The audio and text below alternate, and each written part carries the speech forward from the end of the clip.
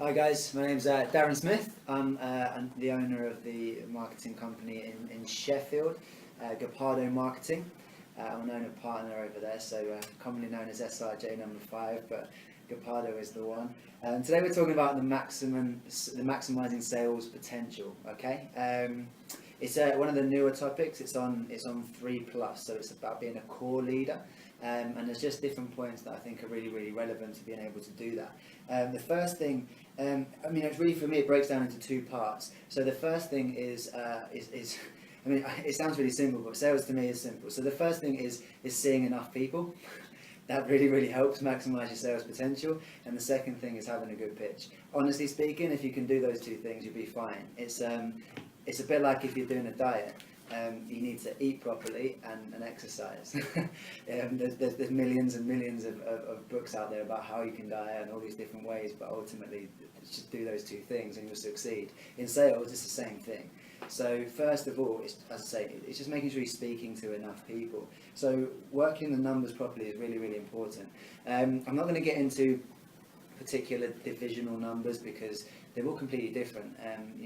These days, working in energy efficiency division, we don't need to speak to anywhere near as many people as we used to, but we still need to know how many people we need to speak to in a day. How many qualifying customers can we speak to in order to be able to get our sales? So knowing the numbers is really important. You need to know how many people am I going to go to, how many properties do I need to go to, how many people do I need to speak to in an event, which is going to lead down to how many people can I close, how many people then can I get the sale from. So it's knowing those numbers and breaking them down, understanding exactly what it is that you need to do every single day so that you can respond accordingly.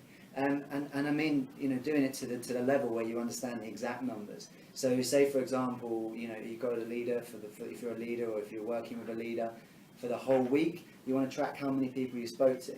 If it turns out to be 500 people over the course of the week, and say you've done 6 sales from the course of that, however many people it works out to be, whatever the goal is for the next week, that's what you need to know, how many people you need to speak to each and every single day. So 6 times the relevant number of people you need to speak to is how many people you need to speak to over the course of the week, and you can break that down and make it really simple. So every day you can track, is that person speaking to enough people? Are they getting enough fuel basically to go out there and do the sales that they need to do? So it's really logical. The main thing is sticking to the basics.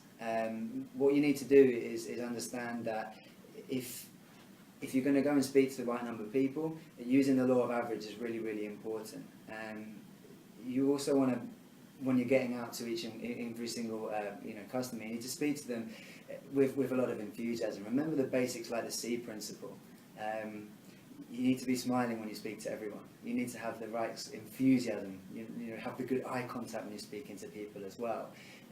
It's all very easy now in a classroom environment to understand those concepts, but remembering to do that throughout the course of the day is so important. So when you've been, maybe not getting the result you wanted for the whole day, and it's getting towards the end, you need to remind yourself to keep doing it, keep sticking to those basics as well.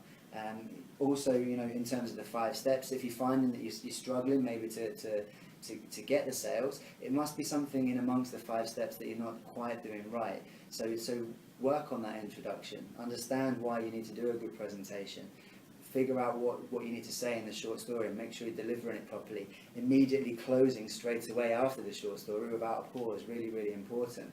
And if the rejects are not quite where they need to be, it must be something to do with the rehash as well. So understanding those basics and really sticking to those basics is going to make a massive difference.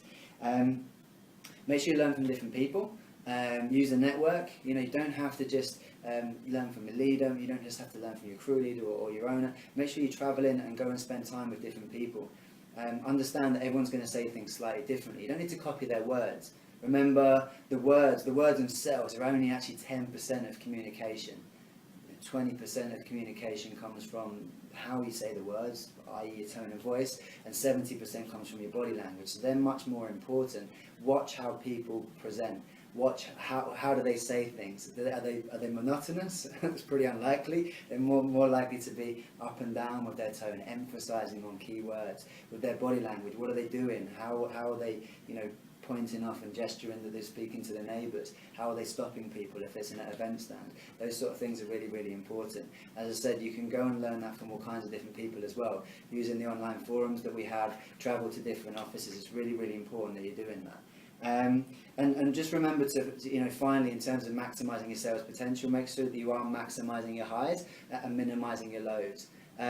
Sometimes this might seem like a strange concept at first, but when I first was explained it, I didn't really understand it. But if a lot of people tend to think when they're working really, really hard, they can relax off a little bit because they're doing really, really well and they feel like they're doing great. That's the worst thing you want to do. What you want to do instead is push even harder. If you've done 2 sales already and it's only halfway through the day, you should be going to do another 2 sales in the next half of the day. Really, really maximise that high, maximise that good feeling that you've got going on, and really, really push yourself. You don't need to take a break necessarily if you're feeling good because you're already on a high.